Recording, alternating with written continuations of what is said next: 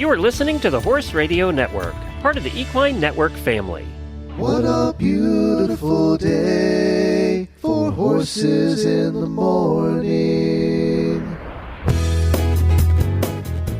You are listening to the #1 horse podcast in the world. Here's your entertaining look at the horse world and the people in it.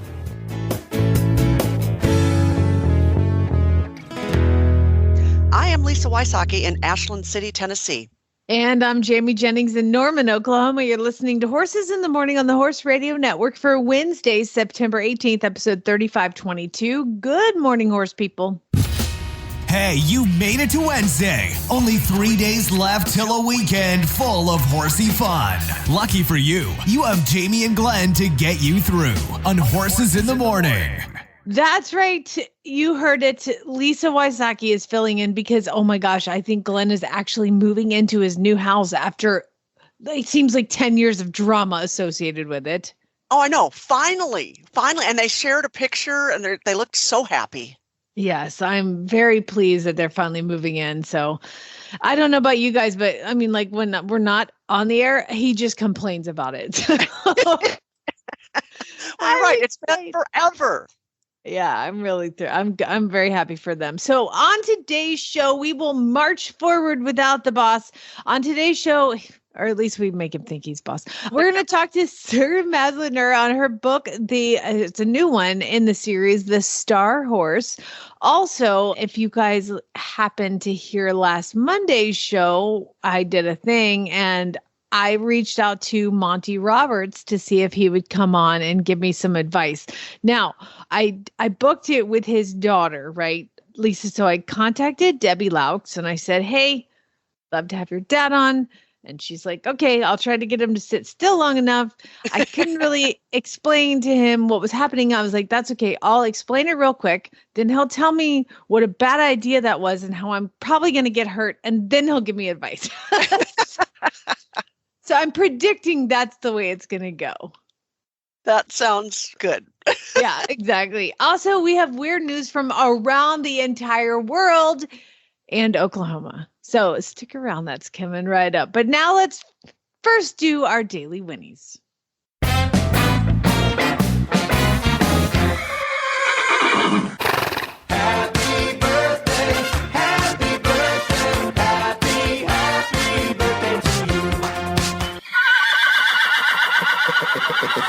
So we've got some birthdays today. So happy birthday to Tanya Fleming, Lindsay Ardmore, Phyllis Allen, and Rhonda Crabtree. Woo! Have a wonderful day. And Jamie, I've got another daily Whinnie. We have a new horse that's been donated. I know. It's so exciting. We have been at 4 horses at Colby's Army forever. And we were finally able to figure out how to afford another one. And so I want to give my daily Whinnie to Joni Worthen and Warioto Farm. So Joni has hunters. And 3 years ago, she went to Wellington. Well, she goes all the time, but she went to Wellington and bought this horse. He's a registered Oldenburg. His name is Andre, and he's just as fancy as his name. And he apparently he will swap leads, like going over a fence, or he cross canners behind or whatever. She paid an enormous amount of money for him, and he's just sweet and lovable. And she decided to donate him to Colby's Army. Aww. So so he'll be 10 in November, and he's just fabulous, and he's loving all the new training that he's getting, and he's very curious, and I'm just so happy to have him on board. Yeah, that's nice and young. He'll be with you for years. I know, forever and ever. And he's kind of finding his way in the middle of the herd and kind of getting along there. And yeah, I think he's going to like the job. And that's a big thing. I mean, everybody has to like what they're doing. So we're welcoming Andre to Colby's Army, and it's just been a lot of fun. Welcome to the family, Andre. Absolutely.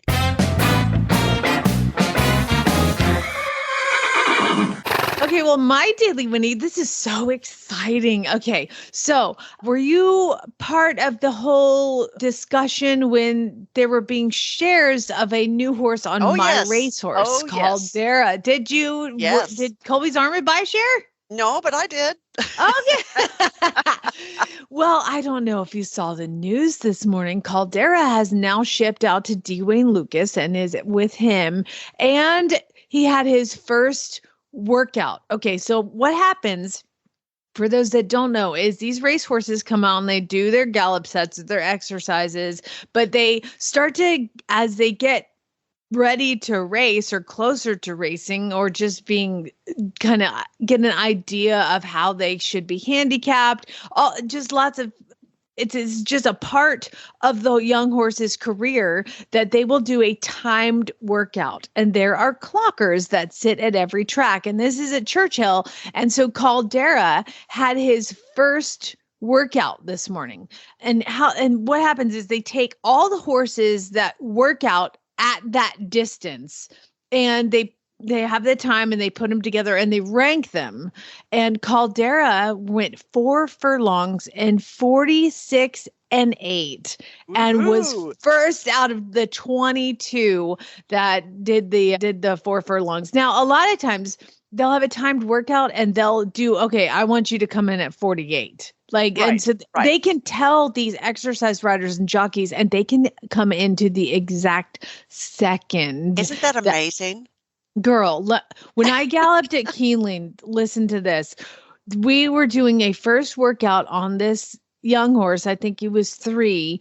And I mean, the trainer that I worked with, he was beginning, and I was an idiot. I mean, I was 19 and thought it was all amazing. And he said to the rider, jockey, I guess he's a jockey. They do timed workouts, I guess. Sure. So he's a jockey. And so he's like, hey, go ahead. I want you to work him at 3 furlongs. And literally the guy goes, do you want 36, 37, or 38? I can't remember the exact numbers.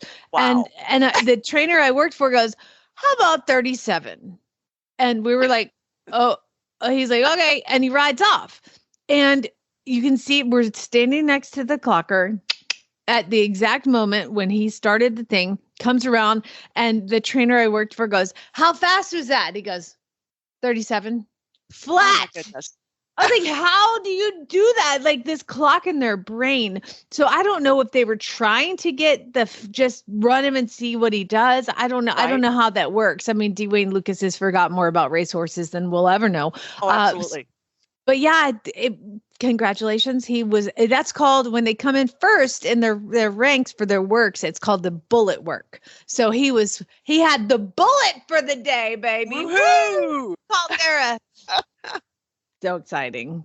I would like to thank our sponsor for the day, State Line Tack. And you guys, it's that time of the year. It's Helmet Awareness Week. That is when basically many retailers, including State Line Tack, will give you 20% off of select helmets. And also, because of Helmet Awareness Week, they are doing an enter to win a helmet in their giveaway. And so 9 winners are going to be chosen to get a new helmet. It could be Troxel, Ovation, IRH, Charles Owen, 1K, Equivania, Back on Track, Tipperary, and Tough Rider. You can be in the running to win one of these helmets. I mean, come on, what are you doing? But the discounts on the helmets are fantastic because, I mean, when the technology of helmets, with how it's improved, and then to see how the helmets have, with the improvement in technology, they've gotten so much more expensive. So really nice to get the 20% off International Helmet Week. And so go to State Line Tack, enter to win a helmet. And then also, if you don't win, go ahead and buy one because it's free, Lisa. Absolutely. Absolutely free. You want anyway. So again, that's statelinetack.com. For our next guest, we have Sarah Maslin Nir with her new book, The Star Horse. Once Upon a Horse, book number 3. Sarah is a Pulitzer Prize nominated New York Times reporter. Sarah, thank you so much for joining us today. Thank you for having me. It's always a pleasure to be on this show. You know, I know that this book is a middle grade book, and I think before we go too much farther, I'd like to have you tell our listeners exactly what is a middle grade book. Sure. So the demographic readership is 8 years old to 14. But what I like to say about these books, the Once Upon a Horse series, is the more you know about horses, the older you are, the more you get out of them. So I have adult readers who are fascinated with the science behind equine dentition and how they eat. And that's all in there, braided in to these really rollicking children's stories. And so what makes you really love this genre, and why is this so much fun for you? Because I can hear it in your voice. Well, I think that your listeners are probably a lot like me. We grew up on horse stories. Especially, I couldn't have horses when I was a kid, and the way I had horses was in my imagination. Misty of Chincoteague, Black Beauty. And I wanted to recreate that safe, beautiful space that these books gave me as a child with a sort of modern twist for a modern reader. Absolutely. And I will read middle grade, and I'll read young adult and just find it just really enjoyable. So I'm glad you mentioned that, adults can get a lot out of these books as well as kids. You don't have to be 8 years old to enjoy a middle grade book. Mm-hmm. No, and what I did, I'm a news reporter by trade. I'm not a fiction writer. My world is fact. So what I did for these books, which are the Once Upon a Horse series, and the new book is called The Star Horse, is I went and reported everything. So actually, the horse that this centers on, his name is Billy. He's a Norwegian fjord, and he's a real horse. He's a real performing horse in Bridgerton and Game of Thrones. That's what he does for a living. And I met him on stage in the middle of New York City at the Metropolitan Opera. Ask me how I know that this horse performs in the Metropolitan Opera. That's cool. So how did you know? Thanks for asking. That's because I brought him on stage from stage left behind the golden curtain of the Metropolitan Opera. I was reporting a story about how horses get on stage, and I led that tubby blonde horse myself into the opera Aida. Oh, how fun. How fun. That's actually one of my favorite operas. Mm-hmm. Oh, of course, because a horse trots out on stage wherever you are in the world. Yes, exactly. Exactly. So tell us a little bit more about the story. Sure. So I took this real life horse and this real life moment and blended in a fictional tale. Billy ends up getting discovered, as any star does, and brought to Hollywood. He realizes it's not for him, and he runs away. And on the other side of the world, a little girl, she's me, but her name is Lori, also runs away to go find him. And they make a series of bad decisions. My books are always about good people and good horses who maybe make decisions that we all do sometimes. Oh, no, I don't know what you're talking about. I would never make a bad decision regarding horse. Go ahead. Well, anyone who's ever had a horse spook at a garden hose and make a bad decision to run off knows that horses and humans are capable of both. Ultimately, they find out a better way to be a star is to be of value. And Billy becomes a therapeutic riding horse. And that's something really dear to my heart. Yeah, I'm a therapeutic riding instructor, and I have a therapeutic riding center here in Tennessee. So I totally get that because it's so rewarding. And I love the storyline of this book. What was the most fun part of coming up with the fiction part of this for you? Well, the most fun really has been after that, I have to tell you, because I've taken this book, instead of going bookstore to bookstore with the Star Horse, the third book in the Once Upon a Horse series, I have gone barn to barn. And this time I did only therapeutic riding stables like your own. So I have gone all over the country visiting with this story, barn to barn. I have done ultimately 35 barns around the country and the world with the whole series. And this time I've done about a dozen therapeutic riding stables. So as much of a journey that I enjoyed was writing the Star Horse and coming up with the creative tales, the really special part has been bringing this book, The Star Horse, to disabled children, adults, and veterans and their horses all over the country. And I think that's so interesting, because I think as writers or content creators, whether it's a podcast or a book or a television show, we want the end user, we want the reader or the listener to really enjoy what we're doing. And it's so great that you get to see that firsthand. It really is. And I always say to children, I wrote this book for you. And I look them in the eye and I say it to that specific kid because it's exactly true. The Star Horse is for each reader. And I've had these powerful moments where cognitively impaired and physically disabled girl will say, I saw myself in your words. And I don't have a physical disability. I have a learning disability, which my first book, The Star Horse, is about a girl who can't spell and wants to become a reporter. Spoiler alert, she's me. And for a girl like I met at this stable the other day who's physically impaired to say she saw herself in me really speaks to how horses bond us, how we're all part of the same herd of horse lovers.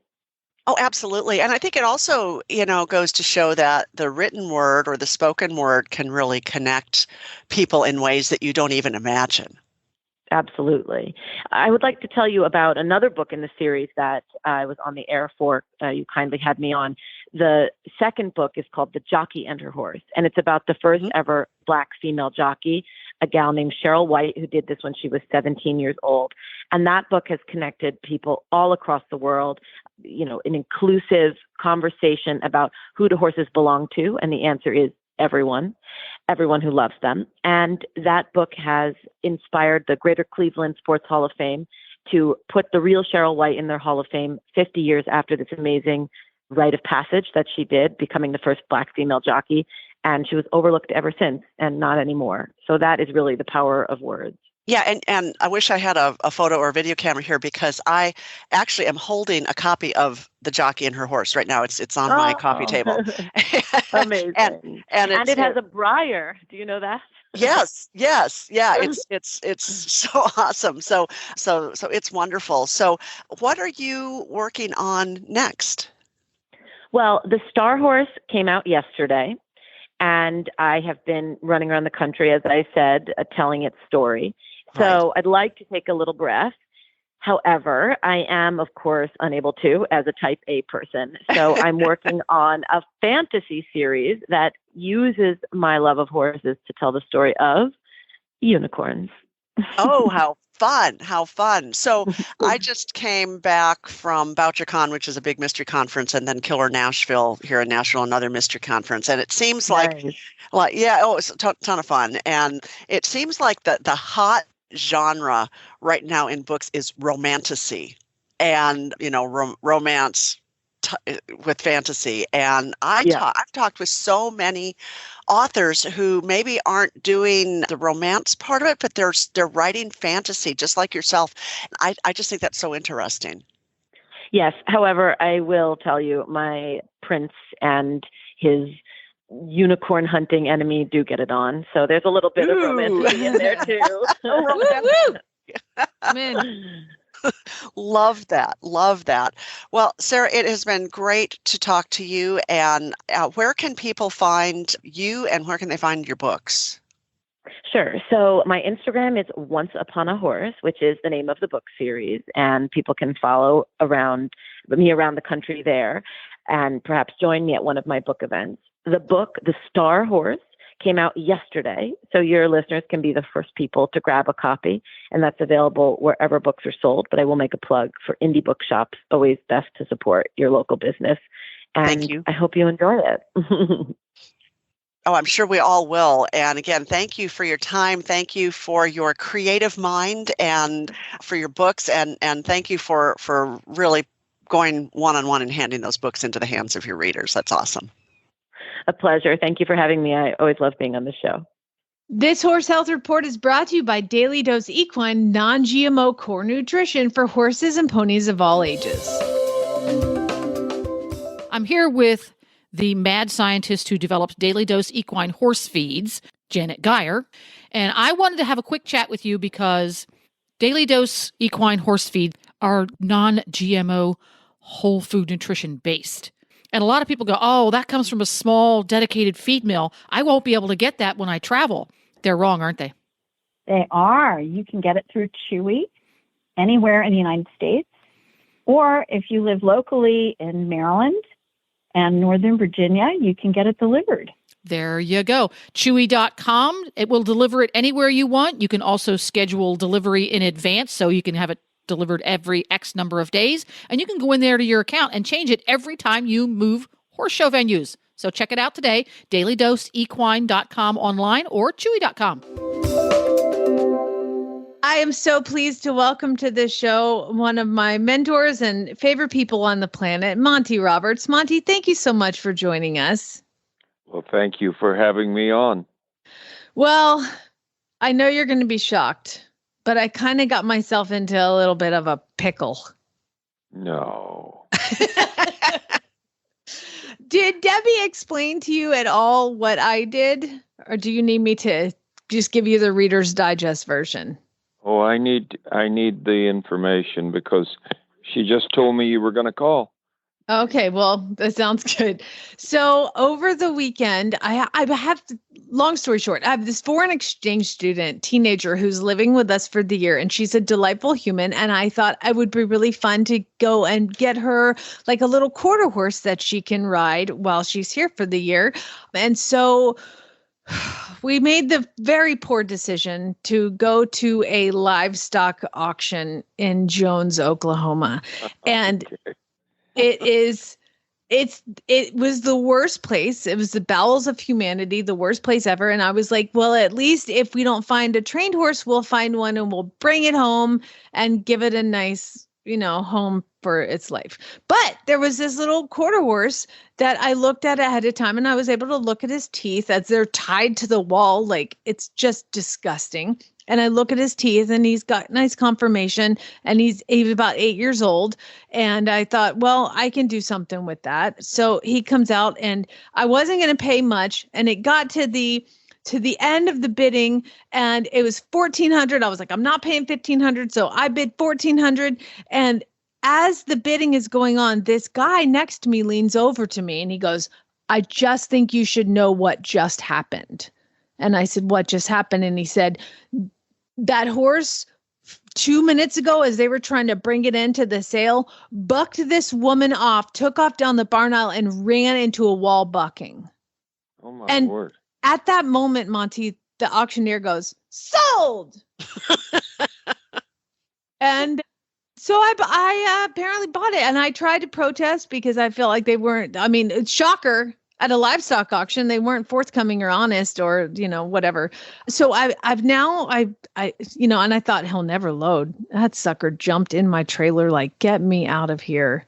And I've got him in a quarantine paddock, but I figured out, I've looked him up. He was consigned by another livestock auction in Missouri. He has been run through an auction for every month for the last almost 8 months. So his entire life, he's as battered and beat up as you can imagine. I mean, it's horrible. It's horrible. So I just thought, well, if anybody's going to be able to give me some pointers on how to handle the situation and some help, what we do with the gentling wild horses, of course, is put them in a chute. This horse, I don't have a chute, first of all. And second of all, he is not a wild horse. He is a incredibly wary, fearful, abused horse. Yeah. Okay. Making a mistake is never a good thing. And there's always ways to handle it. What did you say the age was? 8. He's 8 years old, so he's deeply involved in his problems. And do you still have that young man with you, Barrett, or whatever his name is? I do. Yeah. And has he heard and seen what happens with this horse? He has been here and seen what I did. Okay. But again, I'm fine with doing this. Like I said, at this point, I'm going to do everything I can for him. And if he's going to be sick, abused, terrible, at least I saved him from the situation that he was in. So I'm okay with the mistake that I've made. I just want to move forward. Yeah. Yeah. Well, I'm sitting here without an opportunity to see all the facilities that you have. And I'm hearing a situation whereby facilities are your biggest friend. He should be ridden a lot, and he should be ridden probably with a snaffle bit. You don't want to cause him any pain. I'm going to stop you here because I don't think I communicated how bad it is. Like he's untouchable. Like he has turned into a wild horse, but not just a wild horse. I mean, I go to touch him and he flinches. So I'm having to have a bucket of feed, and now I can touch him on the neck and the head. I have a halter on him that came with him, but he is completely turned into a completely wild horse. There's no riding that's going to happen anytime soon. He's in quarantine, and I thought, well, I'll just try to make friends with him for a couple of weeks before I start to even think about that kind of stuff. But like he's like, do you remember the horse we had in the Gentling Wild Horse course, Random, who was very reactive? I think this guy could be that way. I think he's got some aggressive tendencies, but I think he's fear aggressive. So I mean, without even thinking of riding, it would just be like stuff to get me to where I could ride him. Well, I certainly agree with that. And I didn't say to just send somebody out there and say riding around in the circle here. I didn't say that at all. No, I know, but I didn't give you all the information. I'm sorry. Well, he needs to be in a facility where he has a hard time hurting somebody. And I want to tell you something. You made a mistake, and there is no horse on the face of the earth that deserves to take your life or even your arm or your back. There's no horse. And if he's that bad, he should go somewhere where they fix dog food or something. And you taking a chance on an injury with a horse like this is not acceptable. Mm-hmm. And so, you know, I would be happy to receive some videos so that I get a better chance to assess what he really is and whether or not he's fixable. Mm-hmm. At 8 years of age, I have worked with a lot of horses that simply wouldn't turn around after they were 6 or 8 years of age, that they had messed up, mostly South American. But I worked with a lot of horses that could really cause injury, and there's no way that I'm going to recommend anything that you do where I believe, when I recommend it, that there's a good chance you could get hurt with this horse or worse. Mm-hmm. So I need to see video footage of what he does, and maybe the former owner could be contacted, and maybe they have some footage in this day and age that they could send through that tells me something more. But the worst thing I could ever do is to advise you to go do this, go do that, go do 20 or 30 things without knowing, without seeing, and without understanding what this horse's problems really are. I can't do that. That's against every principle in my mind. So here we are. We are without the information that we have to have before I would make any suggestions on things that you do. And that's one of the reasons why I said I haven't seen the complete set of facilities that you have to deal with horses like this. And that's absolutely critical. Well, I'm, honestly, to hear you say this as one of your certified instructors and to give me an idea of, that quote, no horse on earth deserves to take your life or your back or your arm or something like that. I think hearing you say that there are horses that can't be fixed is like almost permission for me to not be incredibly hard on myself if I do fail at handling this horse. He is like, at a couple times I've seen him get a little, like when I am trying to touch, I can rub him on the forehead, and I can barely touch the side of his neck. But there are times where he gets angry, and then I get big and he backs up like real quick. So it's like, I think it's a fear aggress, but any sort of indication of aggression.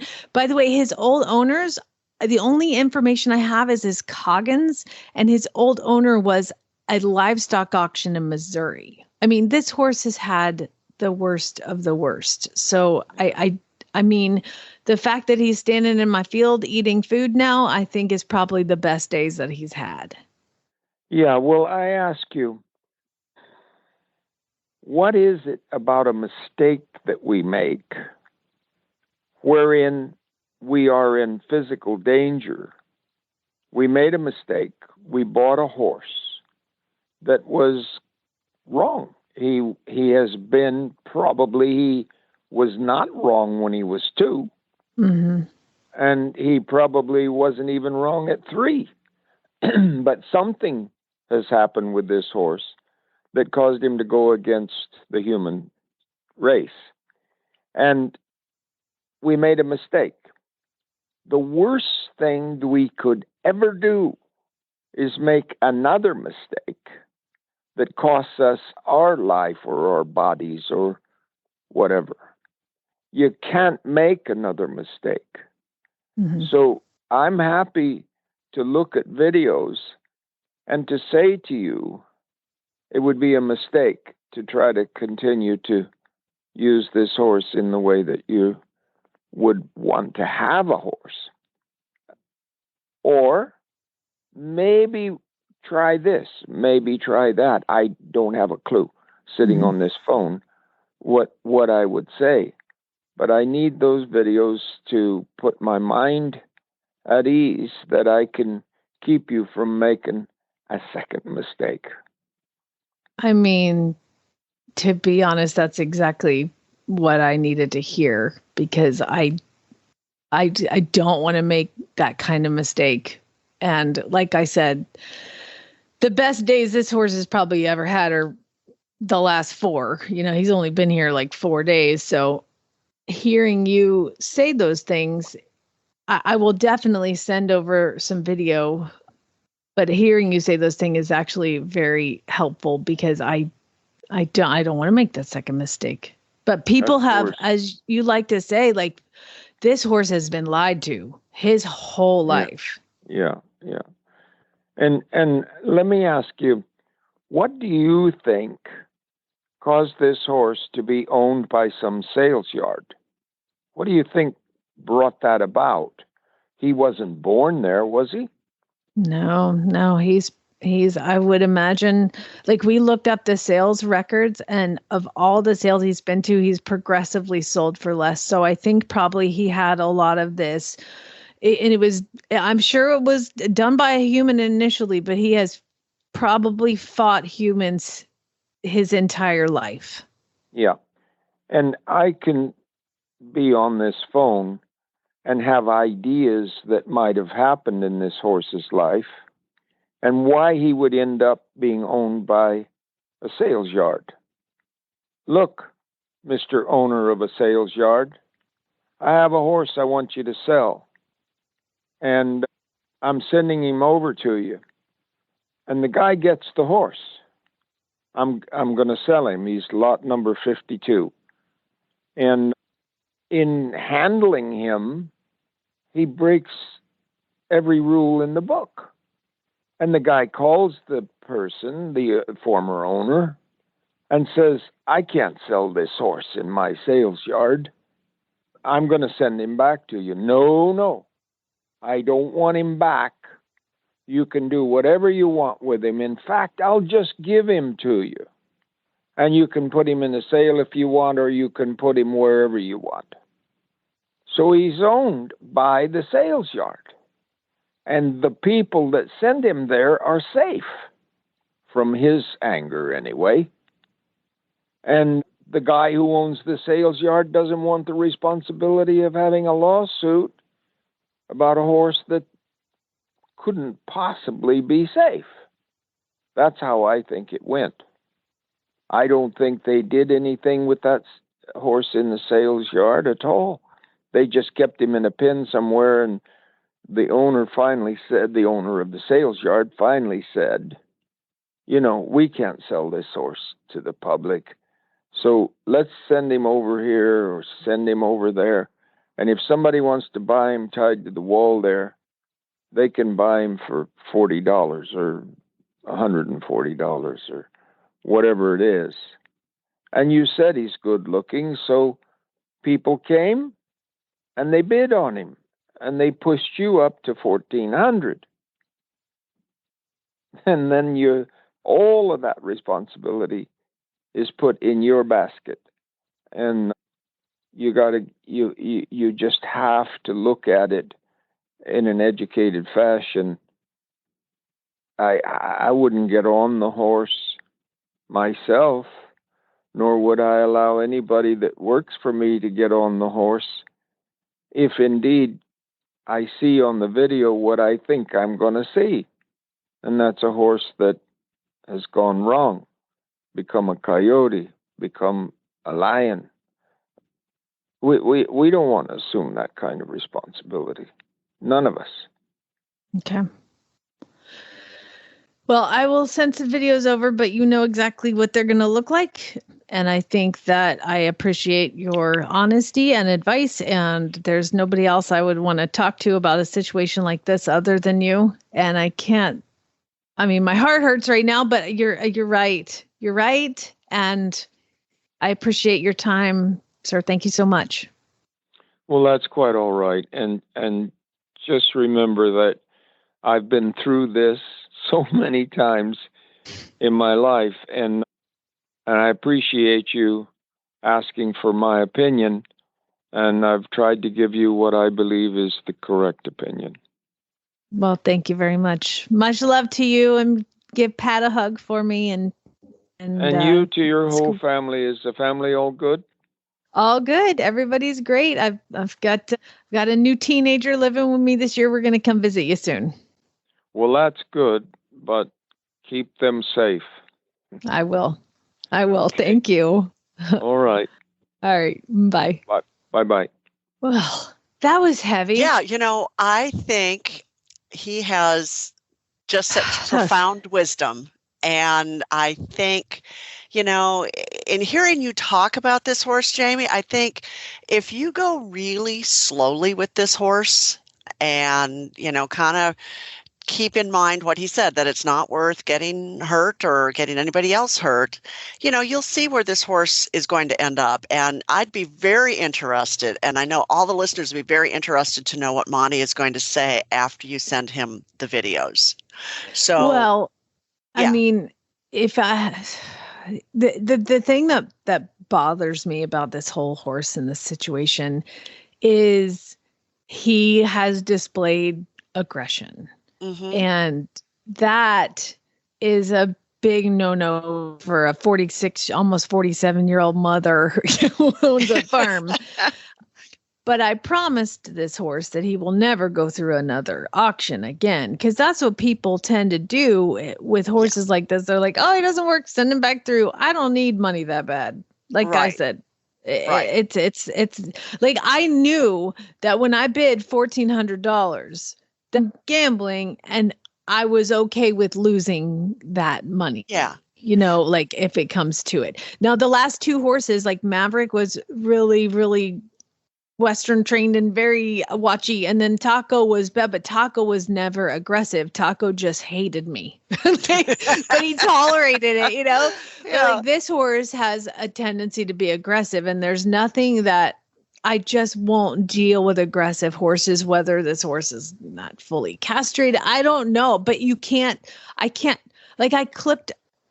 is wearing a halter, and I clipped a lead rope on yesterday, just clipping a lead rope on the bottom of the halter. And he flew back like I put a firecracker by his foot. Yeah. And I was like, dude, you were literally just in my trailer and I led you across the bar. Like now that he's just, so I'm going slow and I'm trying to be patient, but that's why I was like, I wanted to kind of nobody's more honest about stuff like this than Monty Roberts. Oh, no. And, I'm looking at it from the horse's perspective, too. And I'm thinking how awful it must be for this horse to be so terrified. Yeah. Every person he comes into contact with. And, maybe resetting the goals. And maybe the goal is just to get this horse comfortable and safe on the ground. Maybe nobody ever gets on his back again. But where he can be handled and where he can get his feet trimmed and he can have medical care and he can be a pasture ornament for somebody and he can enjoy life rather than be afraid of it. And maybe that's your goal with this horse. Maybe that's why this horse came into your life. You make a good point. Can you imagine living with this much fear and anger? Yeah. I mean, that to me is, as you said, what did this horse go through? And it just hurts my heart to think about it. But, you have to stay safe. Everybody around you has to stay safe. And as Monty said, if this horse can't be safe on the ground, then he doesn't need to be in your pasture. Or anybody else's pasture, because I don't hand off problems to other people. Yeah. But maybe, and like we've said, like if I can't do it with what I've learned, I can't imagine sending him to somebody else who's going to have a healthy breakthrough. Right. But maybe, as you said, you give the horse some time and maybe he flew backward with the clip of the lead rope today, or yesterday, but maybe next week he won't. Maybe, it's those little tiny baby steps. And maybe it's going to take you a year, maybe to get him comfortable. I don't know. Maybe he never will be, we don't know, but at least you're giving him a chance. Yeah. So in the world of horse training that I do, I see results on a daily basis, but I work with race horses, not horses like this. So I think it's frustrating to me to it's like this. When you have a wild Mustang that has never been touched, if you touch him in one spot and you approach and retreat, typically that spot you touched is clear. Yes. Around it is not, but that spot is clear. You're okay to touch that spot. Right. This horse, I have touched the same spot 600 times and it's not clear still. So I think that in the world of, this is what we learned at Monty's is horses have a filing cabinet for a brain and they see things in pictures and the most recent pictures are up front. And that's somebody touched him and hurting him, or that's something, whatever happened to him is right at the front. So your job is to completely put new pictures in the front of that filing cabinet. And that's me touching, retreating, approach and retreat. That picture is still going to be in that filing cabinet, but you're going to have to put a lot of pictures. Well, and that's the thing. And 5 years down the road, is something going to trigger that picture that's way in the back of the filing cabinet and cause, a very negative and scary reaction. Yep, exactly. Well, I know he said I made a mistake, and I definitely did make a mistake as far as the purchasing it and not hearing the information about him being violent with other people before he came in and all this. But honestly, it wouldn't change my mind. I would have just felt sorrier for him. So I can take a $1,400 bath. I don't like it, but you know what? I've done dumber stuff. Let's just put it that way. And we can't wait to hear about that someday soon. Oh yeah, exactly. Well, all right. Well, Lisa, thank you so much for hosting with me. I appreciate it. And let's do some weird news. I'm going to lighten it up a little bit around here. Time to learn why some days you're embarrassed to be part of the human race. In Jamie's Weird News.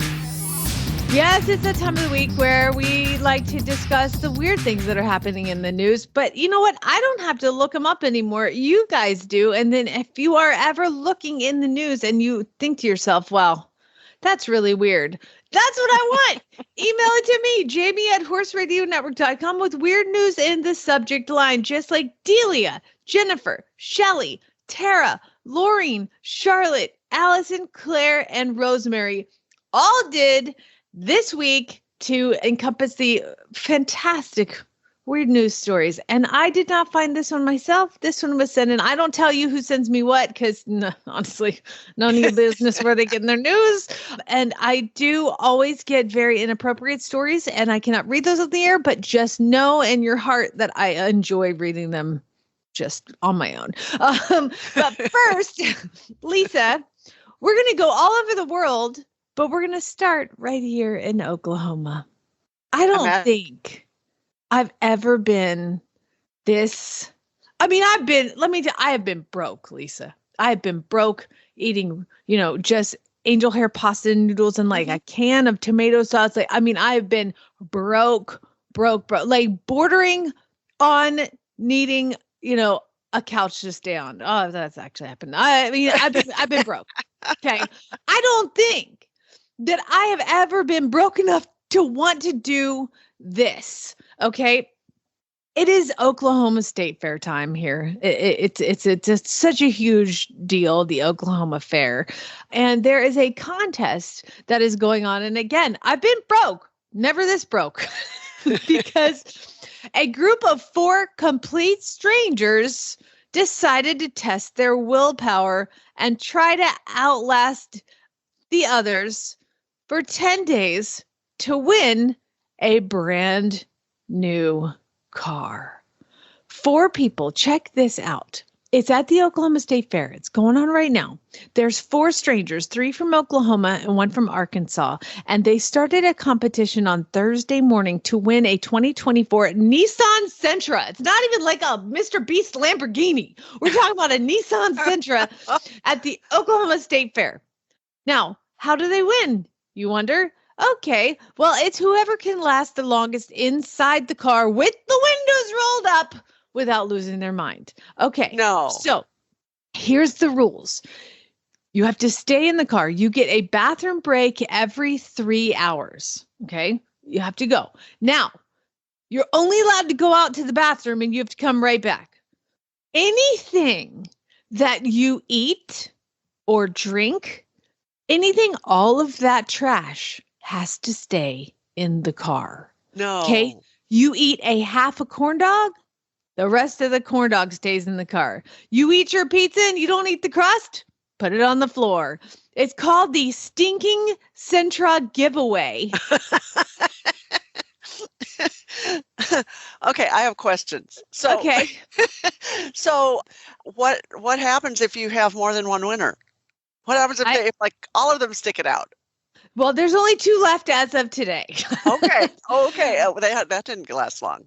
No, and it's fair food, right? So we all know what fair food is. It's like fried pies and like a turkey. So it says here, if you eat a turkey leg and you gnaw on the meat and the bone stays in the car. All of that stays in the car. So do they have the air conditioning running?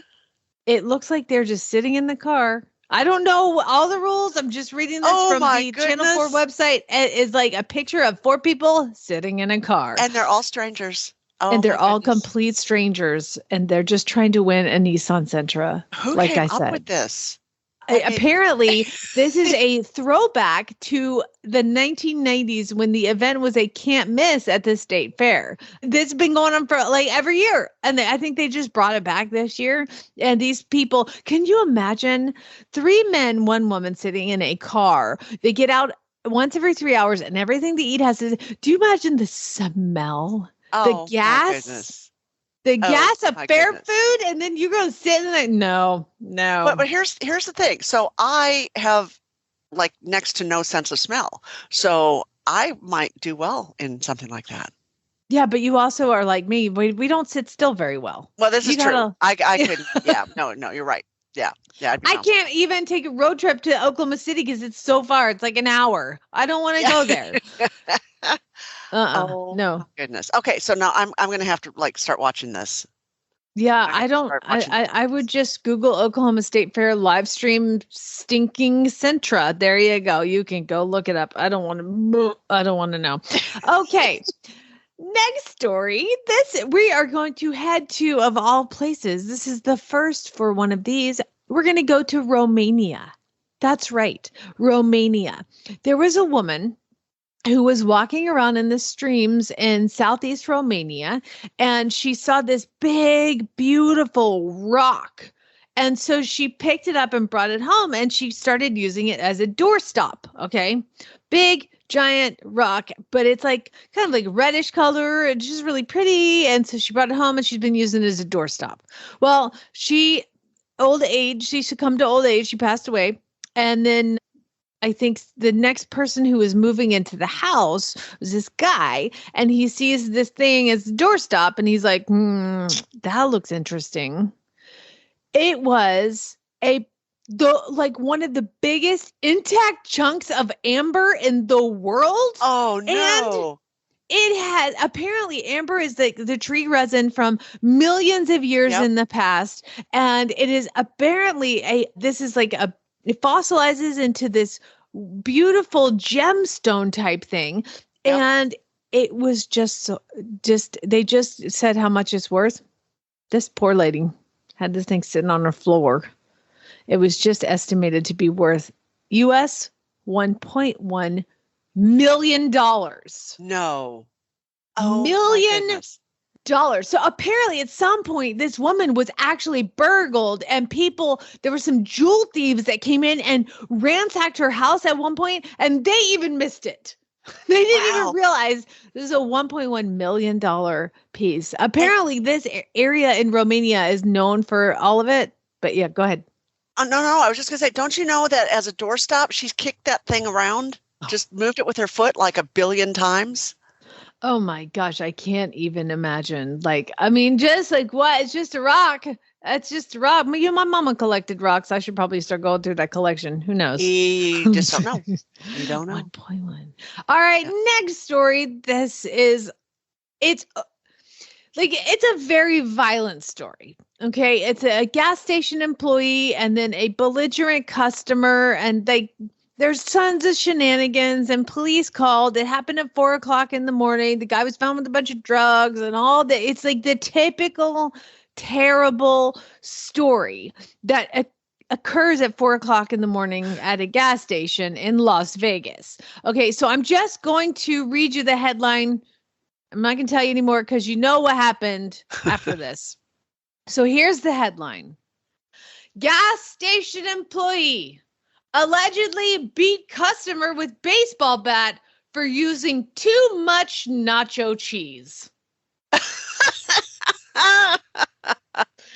And you can imagine the mugshot. It looks just like you would think it would. So. I can only imagine. Oh my goodness. I don't have to fill in the gaps. If you've listened to this, you know what happened. You know why. So let's just move on. Next, we're going to go for using too much nacho cheese. And how much is too much? I don't know, but at one point, do you think he said, "Hey, that's nacho cheese"? That's all I can think of. Oh. Finally, we're going to head to Arizona. It's like where I live. We're going to start with where I live, where I used to live. We're going to finish that because, oh gosh, there's a guy. I don't really want to tell you his name because he's like he has like a channel, and he's got he thinks he has like this big deal on social media. So I'm not going to give you his name because I don't think he deserves to be shared. But I don't want y'all to look him up and follow him, and he just thinks he's going to get something out of this because he's an idiot. Okay, so apparently he was in the shower, and his whole life he's been plagued by allergies and sensitivities to smells and animals. He's allergic to everything. And so he had gone to the doctor, and the doctor was like, you need to spend some time in the shower, make it really hot and absorb the steam, and really just blow your nose in the shower because your nose is very stuffed up all the time. So he's been doing that for 6 months, and he's in his 20s, early 20s. And he said he was in the shower and started just doing this little exercise of steam shower, blowing his nose. And he blew his nose so hard that something flew out of his nose. He thought, oh my God, I think I blew out a tooth. He said it hit the ground. He thought he lost a tooth. He didn't know what had happened. But he said it felt like something came out, and I had this great rush of relief. What is it? He looks down in the floor of the shower, and he's like, what was that? And he looks, and he reaches down, and it's a piece of Lego. Yes. I saw that on the news. Oh my goodness. And he'd had it in there for like years. Since he was 6 years old, because he said as a child, he had stuffed at 6 years old a piece of Lego up his nose. And his mom had gotten a pair of tweezers at the time and fished out the Lego that he'd put up his nose. Well, apparently she didn't get it all. She didn't get it all.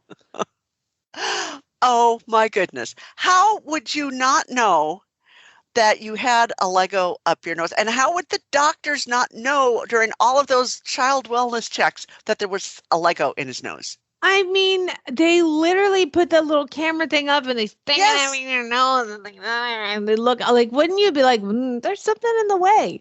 It must have been way up there. I mean, it must have been about near his brain. Can you imagine taking an x-ray? Okay, here's the advice. If anybody is having these same problems with their sinuses, have them take an x-ray of your face because your mother might not have told you that you had a Lego stuffed up your nose, or she might have you might know, but you didn't get it all. Or it was attached to like another Lego piece and like you popped off the one piece and left the one, which is kind of what happened to this guy. So who knows? If you can't breathe, you might have a Lego up your nose. Well, this show has definitely been all over the map emotionally, at least for me. I don't know about you, Lisa, but I just want to thank you for Oh God. But I want to thank you for filling in and jumping in. I love having you and you're awesome. And thank you everybody for listening and everybody who's been very supportive of all of this and all of you who also love to send me weird news. Again, remember, if you see a story and you're like, whoa, that's super weird, email it to me, Jamie@horseradionetwork.com with weird news in the subject line. So Lisa, congratulations on your new horse and wish you the best of luck. What's his name again? Andre. Andre. You can't forget the accented on the end. It has to have the accent. Andre. Yes. I think there's a champagne called Andre, so you'll have to try that. Yeah. share it with him. All right, everybody. Thanks, George, for producing, and congratulations, Glenn, moving into your house. Everybody have a great day. Don't forget, spay, neuter, and gel.